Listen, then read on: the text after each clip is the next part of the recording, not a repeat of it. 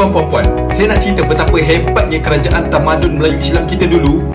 Fenomena absurd yang belakangan sering kita dengar klaim berlebihan dari orang Malaysia tentang alam Melayu. Bukan cuma wilayah Asia Tenggara yang diklaim, tapi bahkan kota Berlin di Jerman pun disebut sebagai bagian dari alam Melayu. Ya, Anda nggak salah dengar. Berlin, ibu kota Jerman. Jadi, apa sebenarnya yang terjadi dengan obsesi mereka terhadap klaim ini? Mari kita bongkar sampai tuntas.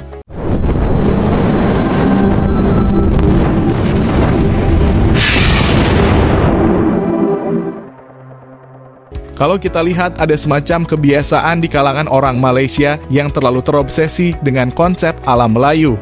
Apapun yang terlihat menarik, terkenal, atau memiliki sedikit saja keterkaitan dengan Melayu langsung diklaim. Dari rendang batik sampai budaya yang jelas-jelas bukan milik mereka, semua disebut sebagai warisan Melayu. Tapi kali ini klaim mereka benar-benar keterlaluan. Masa Berlin di Jerman pun ikut disebut alam Melayu? Coba kita pikir logis. Berlin itu terletak ribuan kilometer dari Asia Tenggara. Gak ada bukti sejarah, budaya, atau genetik yang menunjukkan bahwa masyarakat Melayu pernah menetap atau berpengaruh di sana. Jadi, apa sebenarnya alasan dibalik klaim ini? Apakah ini hanya sekadar fantasi liar atau ada upaya lain untuk memperluas dominasi budaya secara sepihak? Klaim seperti ini gak cuma memalukan, tapi juga menunjukkan kurangnya penghargaan terhadap budaya dan sejarah bangsa lain. Bukannya memperkaya budaya Melayu, klaim-klaim absurd ini justru merusak kredibilitas mereka sendiri. Bagaimana dunia mau menghormati budaya kita kalau kita sibuk mencaplok semua hal tanpa dasar?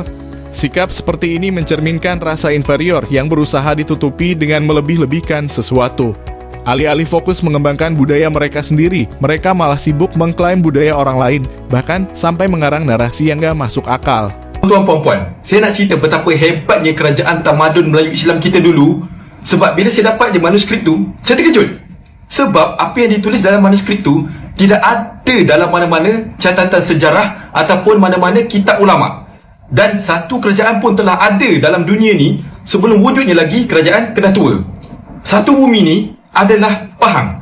Kerajaan masa tu dipanggil sebagai Kerajaan Pahang Purba. Kesan peninggalan dia kita boleh tengok sampai ke hari ini. Contohnya di Eropah, di Jerman kan, ada satu tempat tu nama dia Berlin. Dan itu adalah diambil sempena nama tempat di Pahang, Bern. Dan satu lagi contohnya di Eropah juga, di England.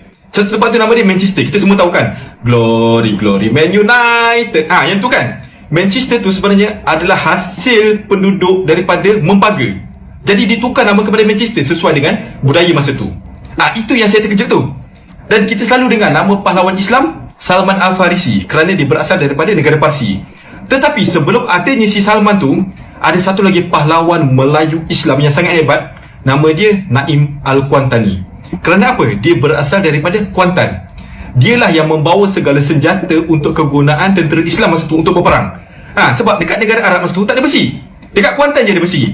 Sebab itulah tempat tu dipanggil sebagai Sungai Lembing, tempat penghasilan senjata-senjata. Pedang, pisau, perisai, lembing. Itu pentingnya. Jadi alam Melayu kita ni sangat hebat. Tuan-tuan takkan jumpa dalam mana-mana catatan sejarah ataupun kitab-kitab ulama. Saya dapat manuskrip tu, saya memang terkejut tuan-tuan. Betapa hebatnya alam Melayu kita ni. Semua bumi ni adalah Melayu dan semua manusia berasal daripada rumpun Melayu. Bila berlaku perang politik, barulah ada perpecahan negara dan juga bangsa-bangsa ni. Tapi dulu semuanya Melayu. Itulah hebatnya kerajaan Melayu kita. Sungguh hebat orang-orang Malaides ini, semua wajib mereka klaim. Pertanyaannya, kenapa klaim-klaim seperti ini terus muncul?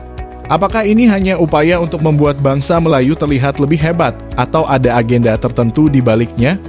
Yang pasti, klaim seperti ini hanya membuat bangsa Melayu terlihat tidak kredibel di mata dunia. Daripada sibuk mengklaim sesuatu yang tidak ada dasarnya, bukankah lebih baik fokus pada pengembangan budaya dan sejarah Melayu yang memang kaya dan otentik? Klaim seperti ini tidak hanya mencoreng kredibilitas orang yang membuatnya, tapi juga mempermalukan bangsa secara keseluruhan. Dunia akan melihat ini sebagai tindakan tidak dewasa, bahkan sebagai bentuk penghinaan. Seperti inikah yang mengaku diri mereka orang yang ber-IQ tinggi? Jadi, bagaimana menurut kalian tentang klaim-klaim absurd ini? Apakah ini hanya lelucon yang gagal atau ada maksud tertentu di baliknya? Tulis pendapat kalian di kolom komentar. Jangan lupa like, share, dan subscribe untuk video-video lainnya. Dan ingat, selalu gunakan logika dan fakta dalam memahami dunia. Jadi gimana menurut kalian guys? Terima kasih sudah menonton video ini. Sampai jumpa di video selanjutnya.